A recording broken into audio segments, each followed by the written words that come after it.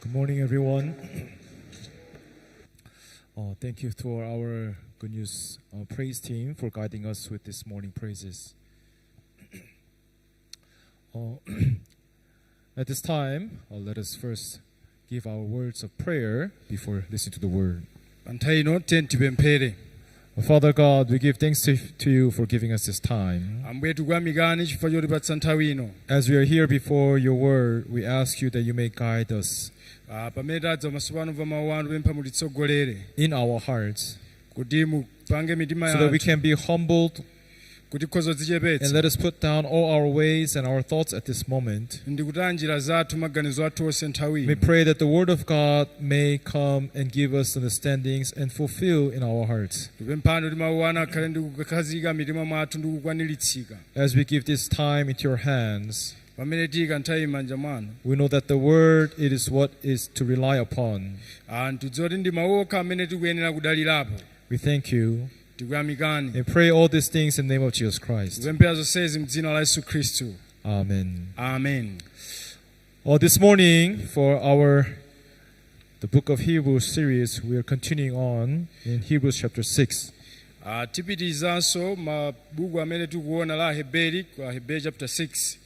Hebrews chapter 6 from verse 13 to verse 20. Please open to Hebrews chapter 13. If you found it, I would like to read from verse 13.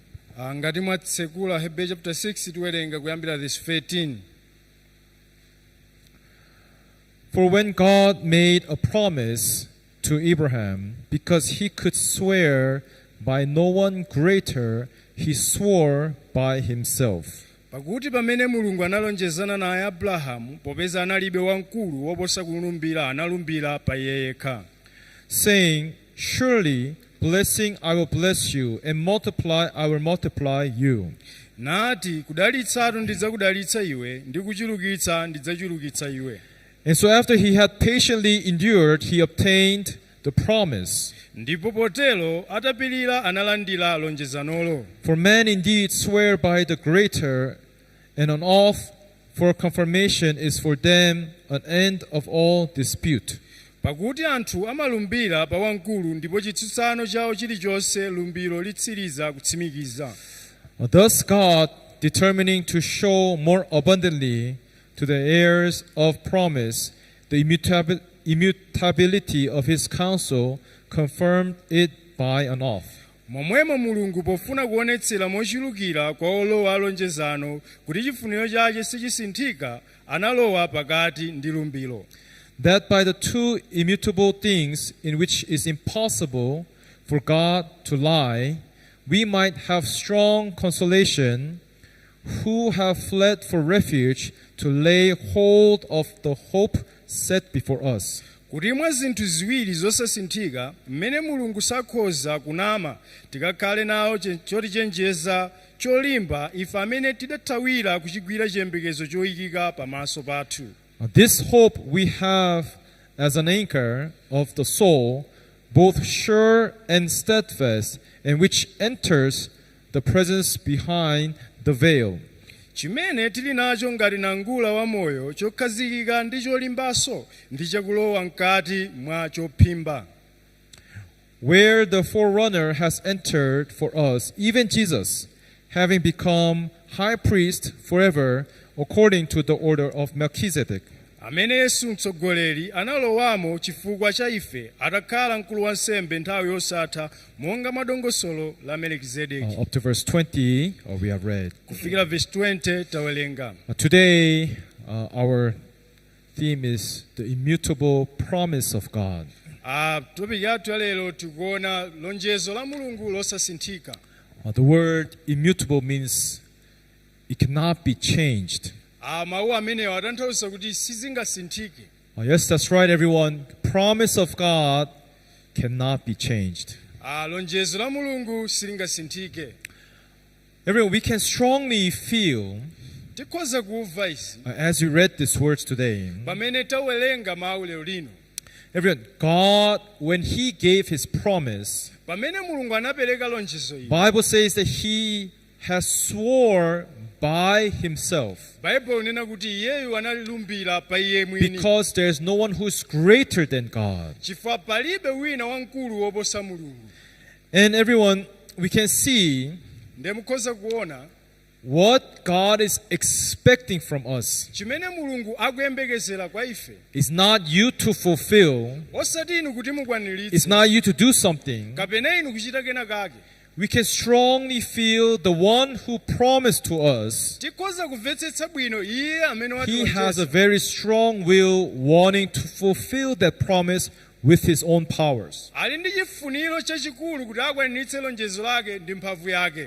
If you see here verse 14, Tikaona pa verse after 14 he made that swore of himself, akuti iyeyo atapanga lumbiro pa iye mwini he said, surely blessing I will bless you, anati kudalitsatu ndidzakudalitsa and iwe multiply I will multiply you. ndi kuchulukitsa ndidzakuchulukitsa iwe. Everyone, this is a very powerful word. Izitu ndi mawu amphamvu awa. I will bless you, Ndidzakudalitsa I will multiply you. ndidzakuchulukitsa iwe. Everyone, who is I here in this verse? Kodi amene akuti ineyo ndi ndani? Who is I? Amene ineyo ndi ndani? God. Mulungu. Everyone, what do we need in this place? Chimene tikuona apa In this church, mpingo muno we need not tufunikira my will, osati chifuniro changa not my determination. kapena kuthekera kwanga. We need Chomwe tikufunikira God's will tikufunikira chifuniro cha to Mulungu guide us in our life. kuti atsogolere moyo We wake. need God's determination Tifunika kuthekera kwa Mulungu to lead us in our faith. kuti atitsogolere mchikhulupiriro chathu. Amen? Amen. But church is not a place Chali chisimalo where I try to make you to will for God. pamene ndikuyesa kupangani inu kuti muchite. I'm not asking you to bring up your heart and sincerity and to be determined. Sindikupemphani kuti mukhale nkudzethekera kapena God kuchita is bwino pano. determined for us. Ndi Mulungu amene akuchita. God pa is determined to work for us. Ndi Mulungu amene ali ndi ntchito. God is very ntchito pa ife. determined to pour his grace and love towards us. Komanso kuti abweretse chisomo chake ndi chikondi chake pa We ife. focus to God's determination Ndi ife timayike chidwi pa kuthekera kwa in Mulungu. how he wants to work for us. Ndi mmene iye afuna agwire ntchito kwa ife. Amen? Amen.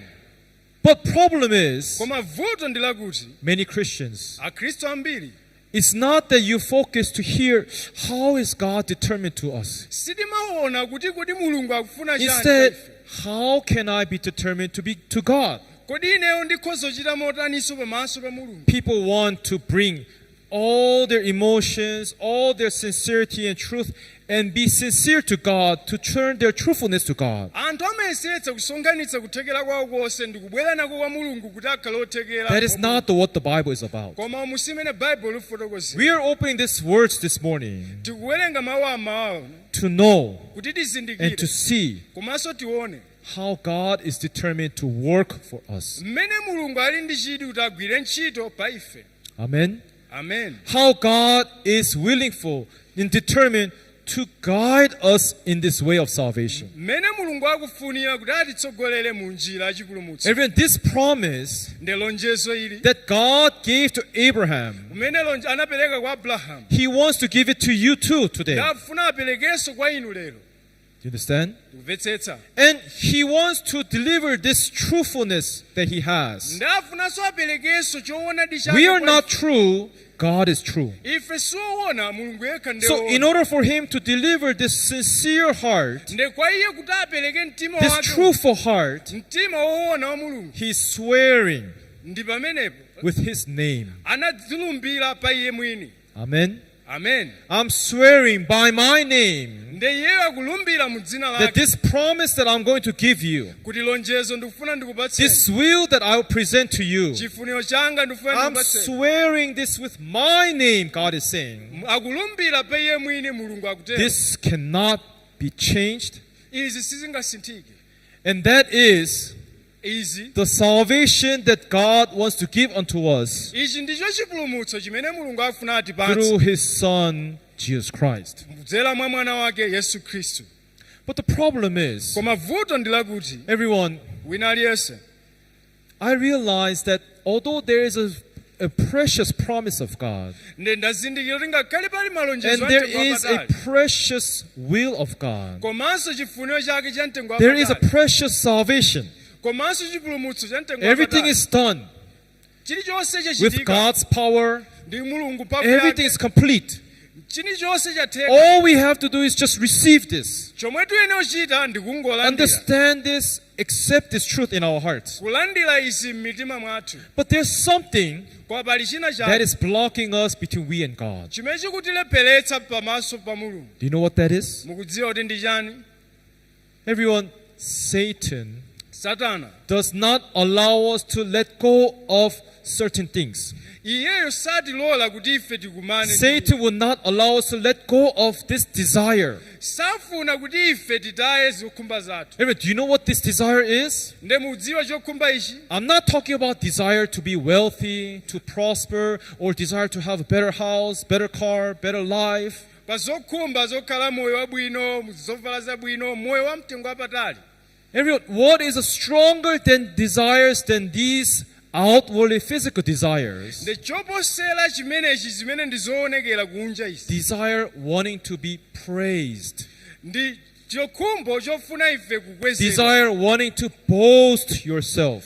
chikhumbo chofuna ife kuti tidzikweze We have a strong desire wanting to be the best. ife tili mchikhumbo chofuna kukhala anthu amtengo wapatali kuposa onse Everyone, when there is a game, we want to be the first. ngati pali magemu achitika ife tifuna tikhale pamwamba Let me ask our sisters here. nde ndifunseni azichemwali In terms of beauty, ankhani zokongola do you want to be the most beautiful person here or average person here? kodi inu mafuna mukhale okongoletsa kapena I will not say ugly. I'm saying average, or do you want to be the most beautiful? kodi inu mufuna mukhale okongola kwambiri kapena ayi Pastor, abusa I know it's shameful to answer, zovuta uyankha but in your heart, kwa mitima mwanu Pastor, I want to be the most beautiful. ine ndifuna ndikhale okongola kwambiri Maybe in fact you might believe yourself, Pastor, don't say that, but you know who is the best. ndena akutero kuti musatero mudziwa amene ndi wamtengo wapatali kale pano Sisters, azichemwali all those smiling is hiding your heart. mwetulira mubisa mtima wanu Pastor, you know it. Why you ask? mudziwa abusa Everyone, I don't think that anyone will be second to the last. nde anthu sundoganiza kuti wina amafuna Everybody kukhala wants to be the otsala first. wina aliyense afuna kukhale oyamba Isn't that right? si choncho Everyone, you can use that in studying. momwemonso satana You can use that desire in playing sports.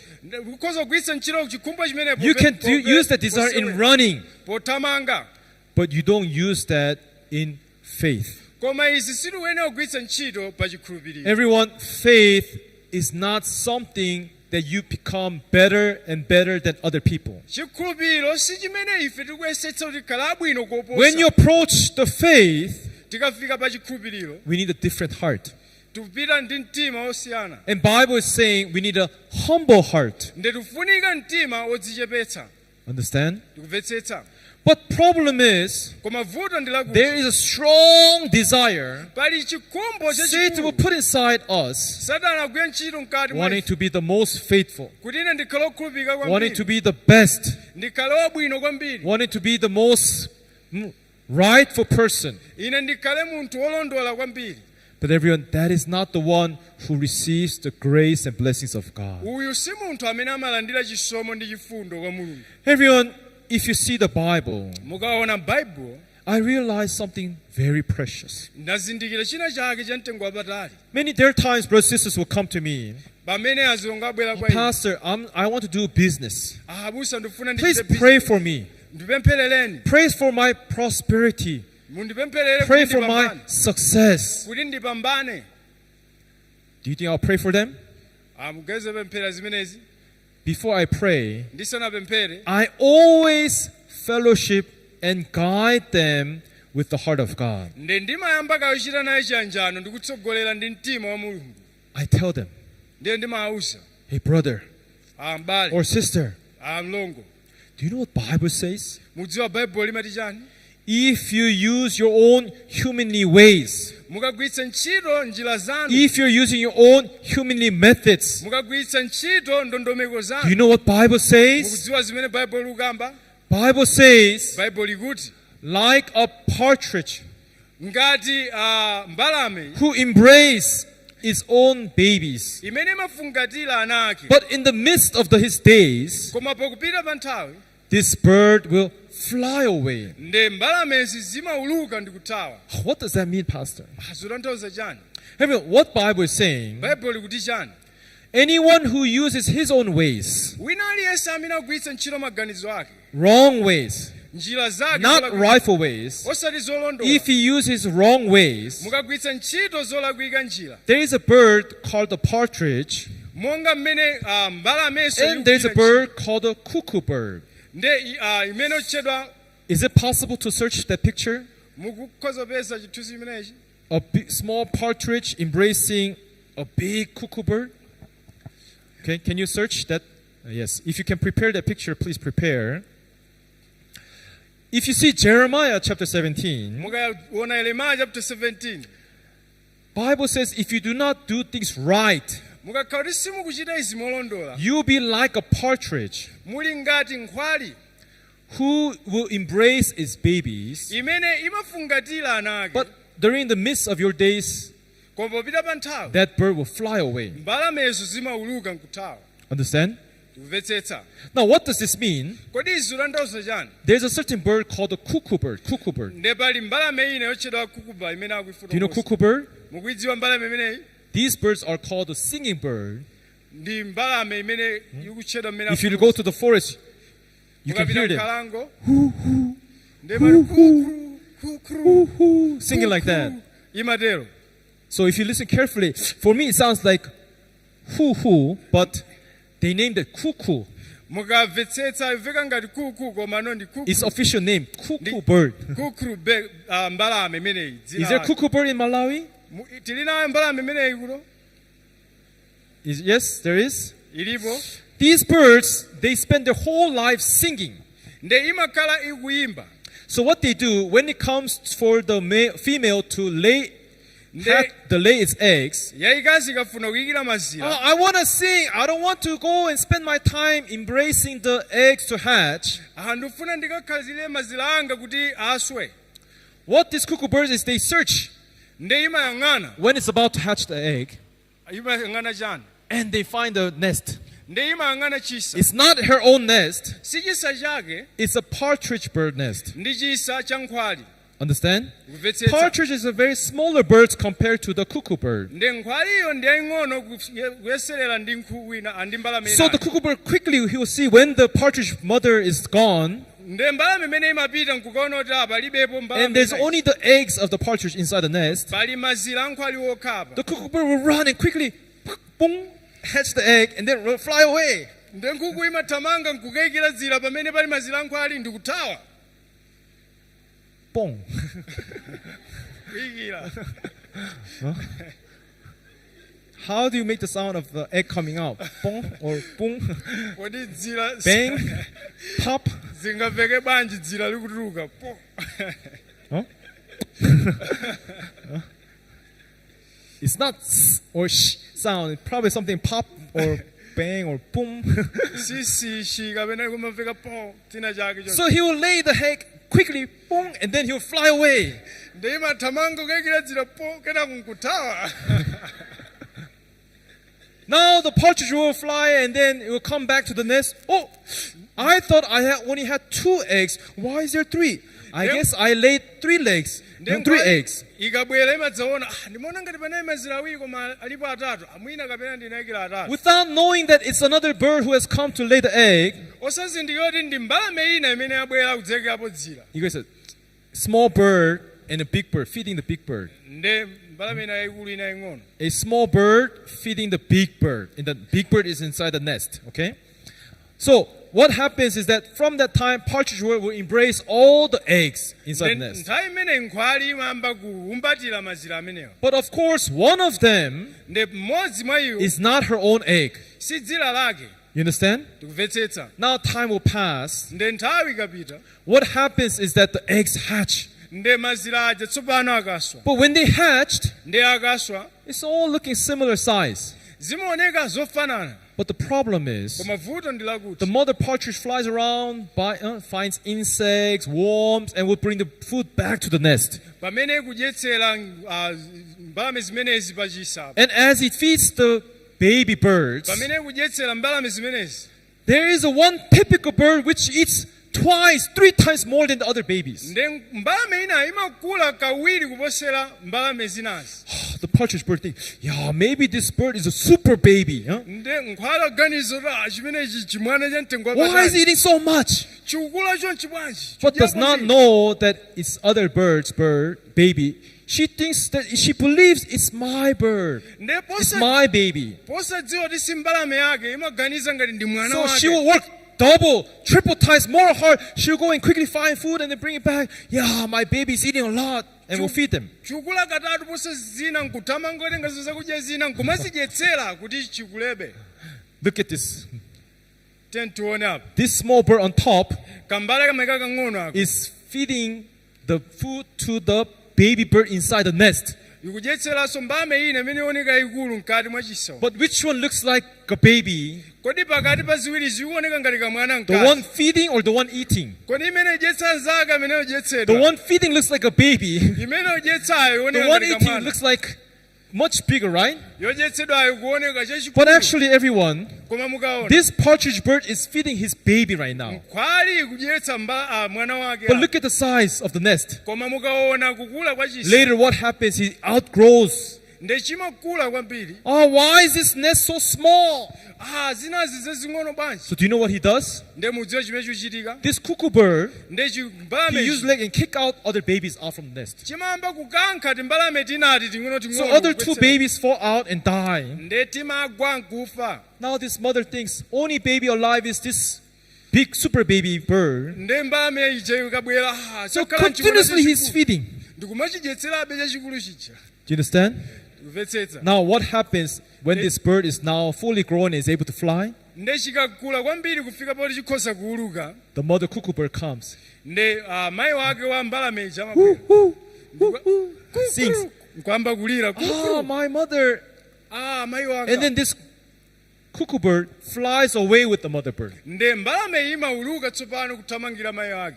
So sad, right? Zomvetsa chisoni. So what is left with this partridge? Nde chichitika ndi chani ndi mbalame nkhwali?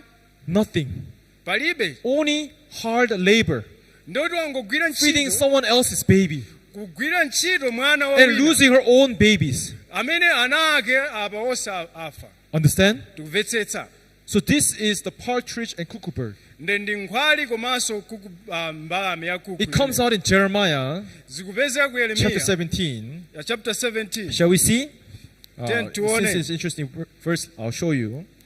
Ndikuonetsani. Jeremiah chapter 17. Yeremiya chapter 17.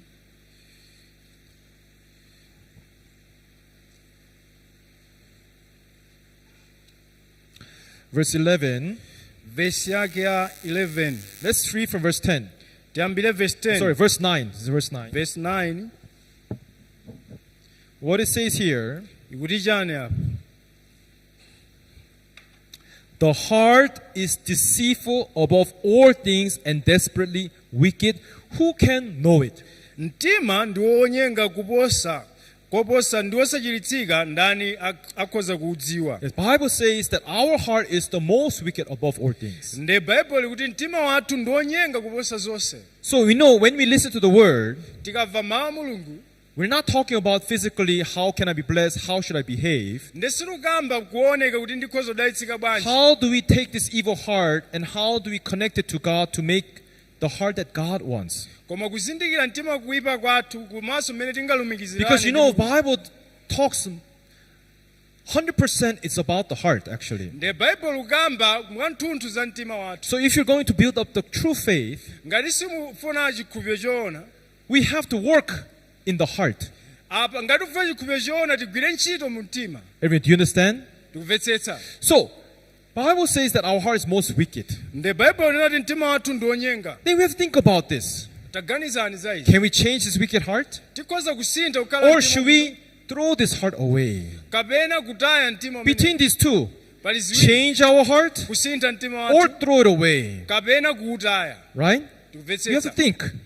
tiganize Verse 10. verse 10 I, the Lord, search the heart, and I test the mind, even to give every man according to his ways, according to the fruit of his doings. ine yehova ndisanthula mtima ndiyesa iso kuti ndimpatse munthu yense monga mwa njira zake monga zipatso za ntchito Now, zake. one thing that you can clearly see here, chimene tikuona apa I, the Lord, search the heart. mulungu akusanthula mtima Is that right? tikumvetsetsa. Everyone, God is not interested in how you are here. mulungu saona mmene God is tilili not pano. interested in how beautiful or how handsome you look. sakuona mmene tilili okongolera God is not interested in how well you are dressed. kapena mmene tavalira bwino He's interested in your heart. koma iye chidi chake chili mu mtima And he's saying, according to your heart, ndakuti malingana ndi mtima wanu I'm going to give fruits. ndipereka zipatso. Right? tikumvetsetsa. And then verse 11 here says, verse 11 now the story that I've been telling you, ape pano tikhoza kuwuza as a partridge is the bird, the small bird, monga nkhwali that broods, that You- gives food to mouth, food giving is brooding. iumatira mazira A partridge that broods but does not hatch. monga nkhwali iumatira mazira amene sinayikira It's not her bird. si yake She's brooding, but it's someone else's baby, someone else's bird. akusamalira koma zinthu zimene sanabale yeye. So is he who gets riches, momwemwe iye amene asonkhanitsa but chuma not by the right. koma mosalungama It will leave him pakuti pa in the masiku midst of his days, chidzamsiya iye and at his end, he will be a fool. ndipo chitsiziro adzakhala wopusa. Understand? kumvetsetsa. Everyone, if you are going out to search for riches, ngati inu mukusakasaka chuma what I consider more importantly, ndetikuona apa people will come, Pastor, please bless me, pray for me so that I can be blessed in my business. anthu akupempherera kuti andipempherere ndidalitsike bizinesi anga yende bwino. I don't pray for them. aine simapemphera zimenezi. First, I fellowship with them. choyamba ndimachita naye Do chiyanjano. you really possess the heart of God? kodi iwedi uli ndi mtima wa Are you mulungu? following the heart, the will of God? kodi ukutsatira mtima wa mulungu? If you're willing to do business but not have the heart of God, follow your own rightful ways. ngati ufuna uchite bizinesi wopanda mtima wa mulungu I'm warning you now, choti udziwe God's going to take your wealth away. ndekuti mulungu achotsa zonsezi. Is that right? tikumvetsetsa. In the midst of your days, God is going to take all your wealth away. masiku pokupitawo masiku mulungu And at the end, what will you be left with? nde utsala ndi chani pa mapeto pake? Nothing but just a fool, ukhala opanda kanthu koma opusa chabe like this partridge who Mo- fed the baby, monga nkhwali another bird's baby. iwu mmene imaumatira ana amene si ake mwana But he's doing this for who? koma wawina For someone else. wawina wake. Is that right? tikumvetsetsa. Is that right, everyone? tikumvetsetsa wina aliyense. Therefore, you can see nde tikhoza kuona God focused in the heart. mulungu akuyang'ana mu And mtima. when God focused in the heart, pamene mulungu akuyang'ana mu mtima He is telling us that He has a promise. ndi akutiuza ife kuti ali ndi lonjezo. And in this promise, nde mulonjezo ili we must follow His ways. nde tikuyenera kutsatira njira Let's zake. just look at one more word. tiyeni tione mawu ena. 2 Timothy chapter 2, 2 Timoteyo chapter 2 verse 5. verse 5. 2 Timothy chapter 2, verse 5. 2 Timoteyo verse 2 Chapter 2, verse 5. 2 Timoteyo chapter 2 verse 5. Everyone. And also, if anyone competes in athletics, koma ngatinso wina ayesana nawo makani amasewera he is not crowned unless he competes according to the rules. samveka kolona ngati sanayesana monga adapambana.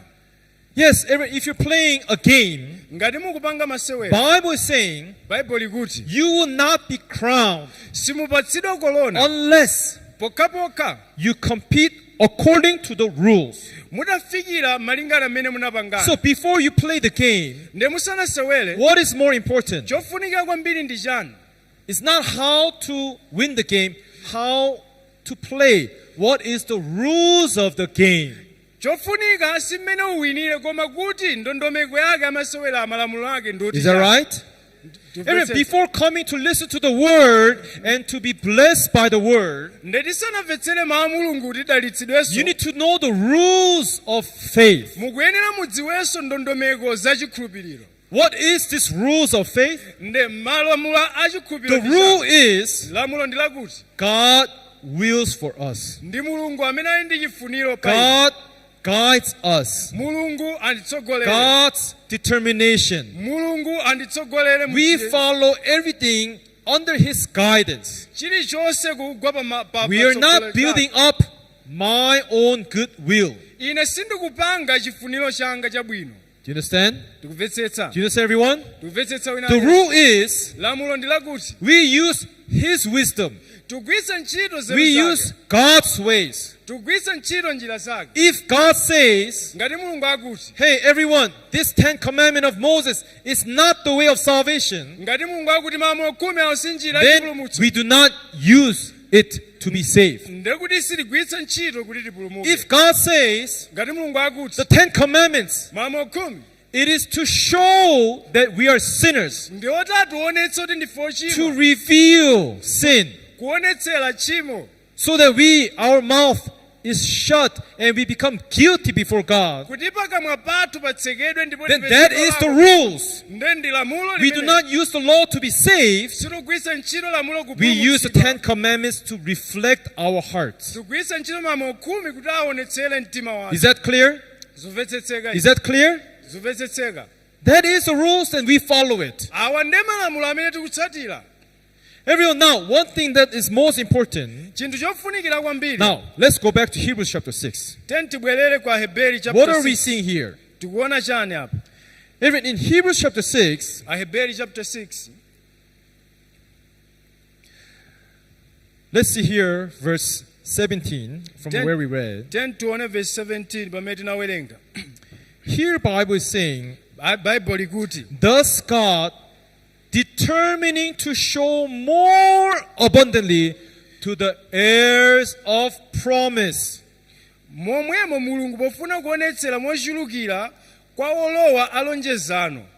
God is determined pofuna kuonetsera to show more abundantly kuti aonetse mochulukira to the heirs of promise. kwa iwo olowa alonjezano. Everyone, in other words, mwa njira ina before believing in God, tisanakhulupirire mwa Mulungu, first thing that we must check, chinthu choyamba kufunika kuchiona are you the heirs of promise or not? kodi ife ndife olowa alonjezano Oh, kapenayi. Pastor, I want to become an heir of promise. ndikufuna ndikhale olowa I want to alonjezano. become the child of promise. ndikufuna ndikhale mwana How can olonjezano. I become the heirs of promise? ndingakhale bwanji mwana olonjezano. Very simple. zophweka. Everyone, Bible clearly tells us nde Bible how we can become the heirs of promise. mmene ife tingakhalire olowa alonjezano. How is that?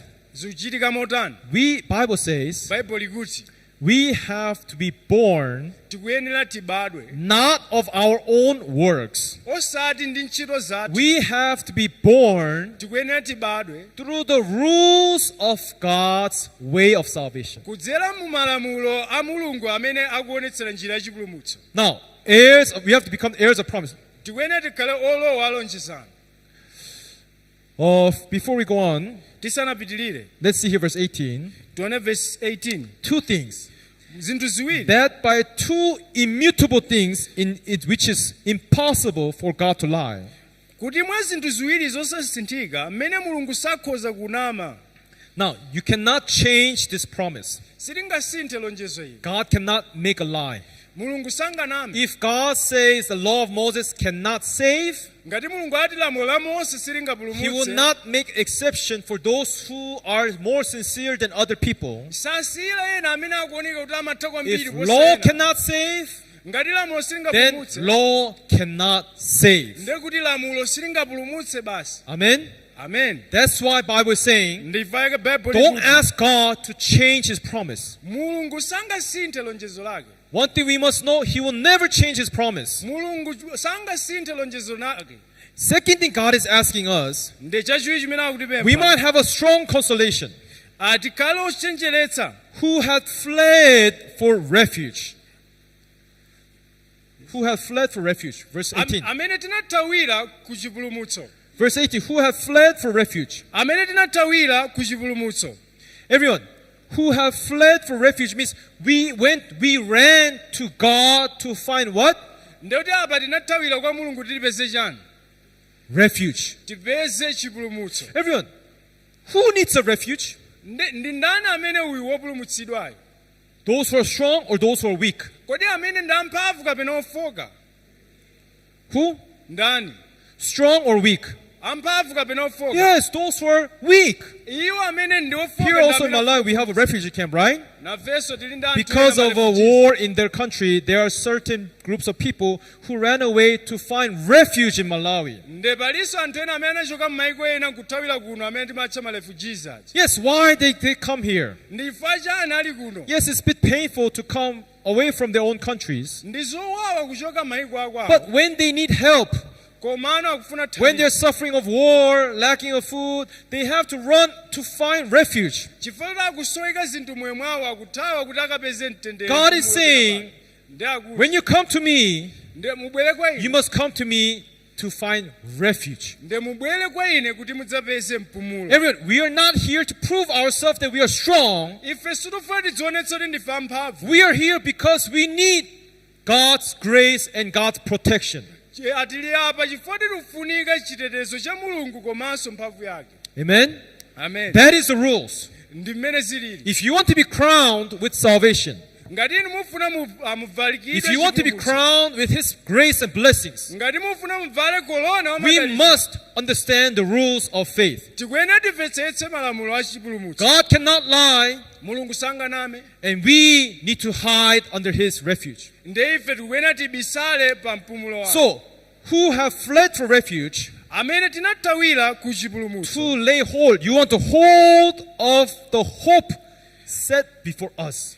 Ife amene nathawira kuchigwira chiyembekezo choyikika pamaso pathu. You want to hold this hope that God has set before us. Tufuna tigwire chiyembekezo chimene chinayikidwa Who pamaso gets pathu. this? Nde tiona Who seek for refuge.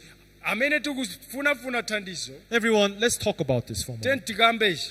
What kind of heart are you here with? Kodi ife ndi mtima wanji umene tinawo. Everyone, are you here to prove your faith?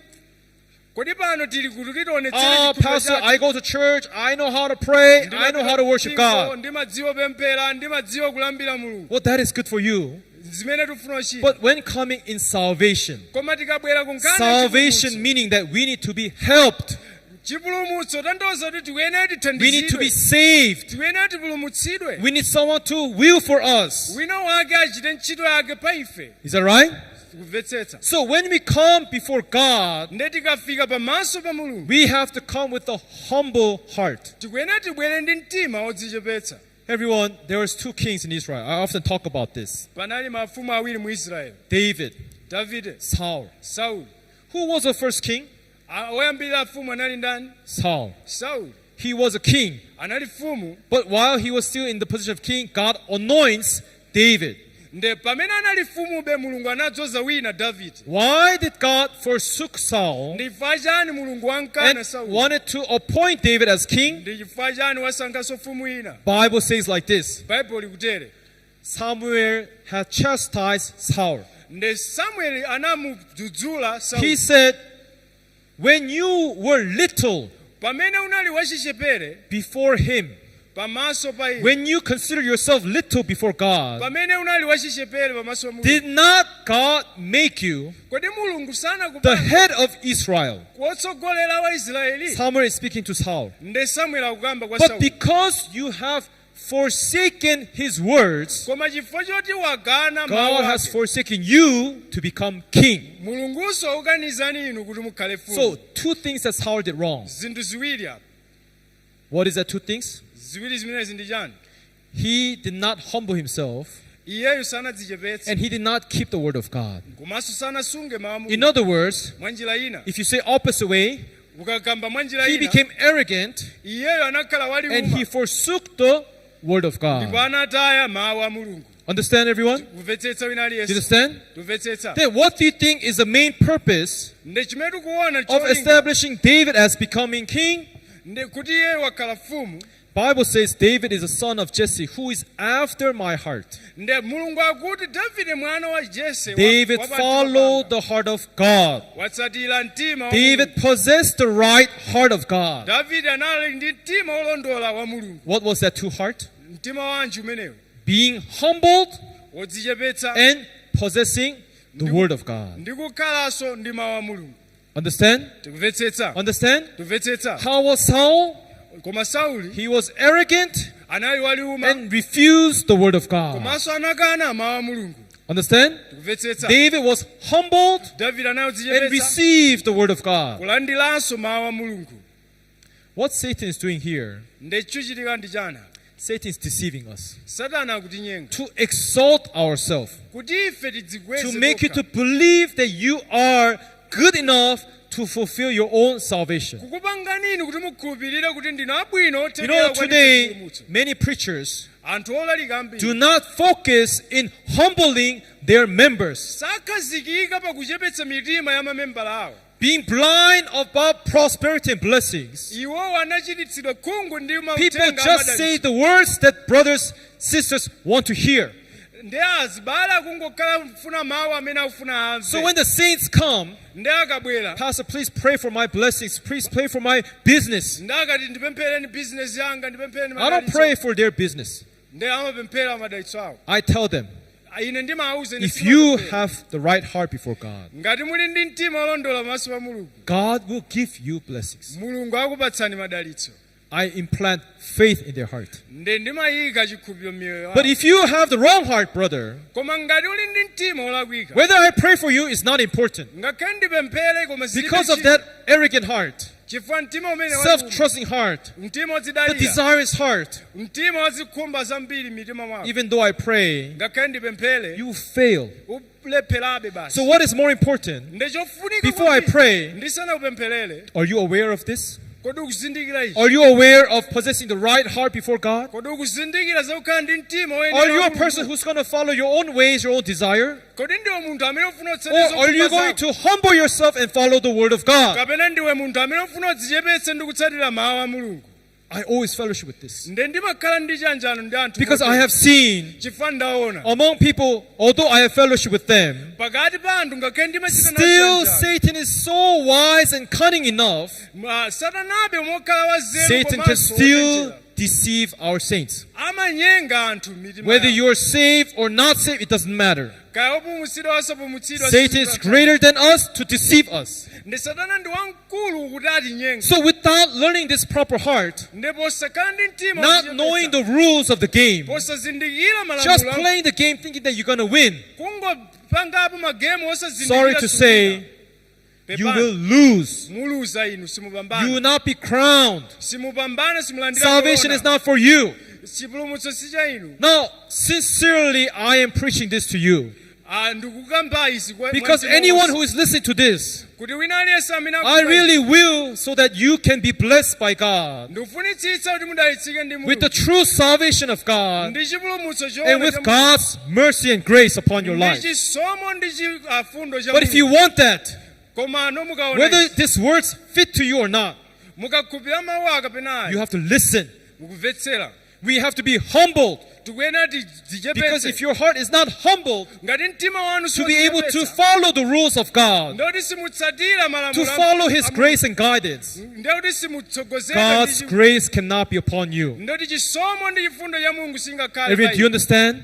kumvetsetsa Do you understand? kumvetsetsa Therefore, choncho one thing that we must know, choti tidziwe this word promise, mawu alonjezo awo it is a gift. ndi mphatso. It is God who gives this unto us. ndi mulungu amene It akupereka is kwa ife. God who fulfilled this salvation for us. ndi mulungu amene akwaniritsa I'm not chipulumutso saying kwa that ife.